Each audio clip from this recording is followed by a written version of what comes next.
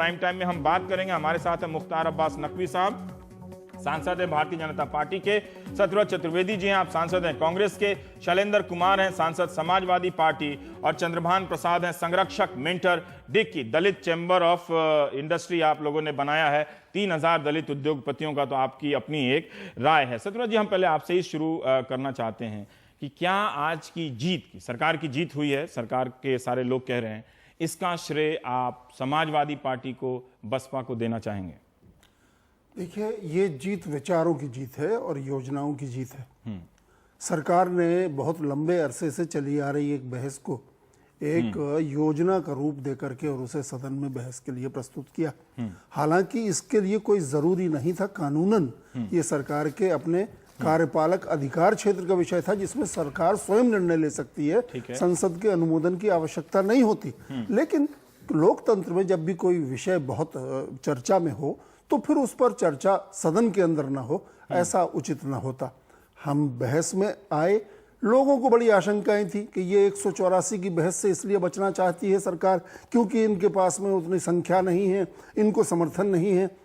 आज मेरे ख्याल से वो सारी आशंकाएं दूर हो जाएंगी। कहा है कि भाषणों के हिसाब से देखें तो आपके पास संख्या नहीं है। देखिए, भाषणों की बात, 2 दलों ने विरोध किया, वही मैं जान रहा था कि क्या आप शैलेंद्र जी की पार्टी को श्रेय देंगे? शैलेंद्र जी और उनकी पार्टी और अन्य पार्टियां हमारे सहयोगी हैं, समर्थक हैं और उन लोगों का समर्थन सहयोग हमें हमेशा पहले भी मिलता रहा है बहुत सारे मुद्दों पर। कुछ मुद्दों पर उनकी राय और हमारी राय एक जैसी नहीं होती, जैसा कि एक गठबंधन की सरकार में स्वाभाविक है कि हर बात पर हम एक राय हो जाएं, ऐसा जरूरी भी नहीं होता। उनकी अपनी स्वतंत्र राय रखने का उनको पूरा अधिकार है और उन्होंने अपने उस अधिकार का उपयोग किया।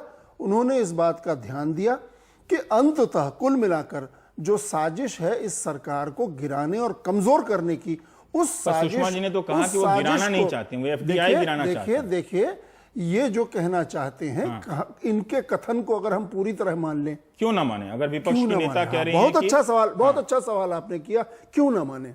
मैं इनसे ये पूछना चाहता हूं कि जब इनकी अपनी खुद की सरकार थी तब ये 100% रिटेल में एफडीआई लाने का प्रस्ताव मंजूर करते हैं और आज वही लोग इसी एफडीआई में 51% रिटेल का एफडीआई में। दूसरा है नहीं, आप पूछ रहे हैं ना कि क्यों ना माने इनकी बात। कह रहे हैं कि अगर आप हार जाते तो सरकार नहीं गिरेगी, एफडीआई गिरेगी। रुकिए, आपने एक सवाल पूछा था, मुझे उसका जवाब पूरा देने दीजिए कि इनकी बात क्यों ना माने। मैं बता रहा हूं क्यों ना माने। इसलिए ना माने कि एफडीआई के मसले पर जब ये सरकार में होते हैं तो 100% लाने की बात करते हैं और जब विपक्ष में होते हैं तो विरोध करते हैं। न्यूक्लियर डील के ऊपर जब ये इनकी सरकार में होते हैं तब न्यूक्लियर डील की चर्चा अमेरिका से करते हैं और जब हम न्यूक्लियर डील लाते हैं तो उसका विरोध करते हैं। अंतर्विरोध नहीं, अंतर्विरोध नहीं।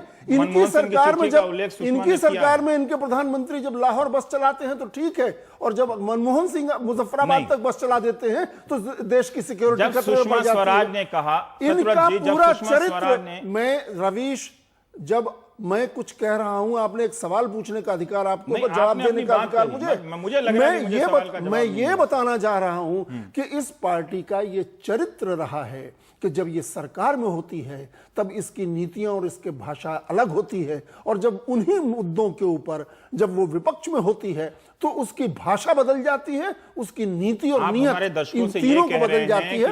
इसलिए मैं कह रहा चाहता हूं, सरकार नहीं गिराना चाहती है वो, अगर आप एफडीआई पर हार जाते तो कहते कि इस्तीफा मांगते हैं। देखिए, हम एफडीआई में हार भी जाते तो भी हमें मालूम है कि कानूनन उससे सरकार गिरने वाली नहीं थी, ठीक है, लेकिन जो षड्यंत्र था सरकार की बुनियाद को कमजोर करने का, सरकार की विश्वसनीयता को कमजोर करने का जो षड्यंत्र था, वो षड्यंत्र अंततः असफल हुआ।